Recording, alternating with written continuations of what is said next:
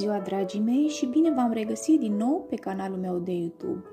Mă numesc Moise Gina și în zi mi-am propus să vorbim cuvântul lui Dumnezeu pentru astăzi, și anume 10 martie 2021.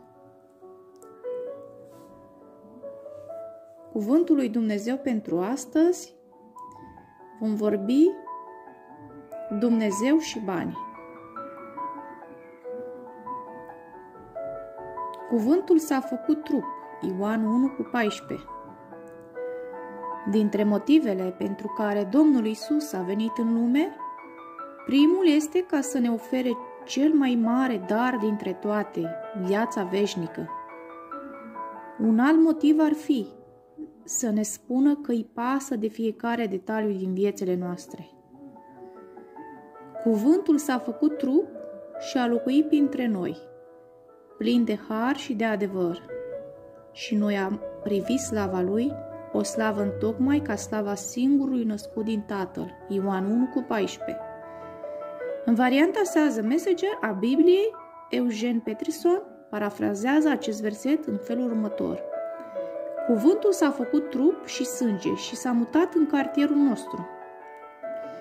Am văzut slava sa unică cu proprii noștri ochi, la fel ca a Tatălui, generos pe dinăuntru și pe din afară, credincios de la început până la sfârșit. Știați că aproximativ o cincime din tot ce a provăduit Domnul Iisus se referă la partea financiară, la locul de muncă și la nevoile pământești? Deci, lui îi pasă.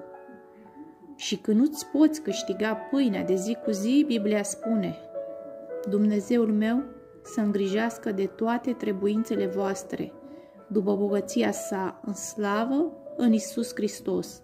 Filipeni 4:19. Când nu-ți merge bine afacerea, promisiunea lui este aceasta: Eu, Domnul Dumnezeul tău, te învăț ce este de folos. Isaia 48:17. Lui Dumnezeu îi pasă de povara care te apasă astăzi.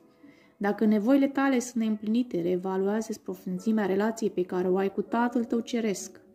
Ai discutat despre aspectul financiar cu El?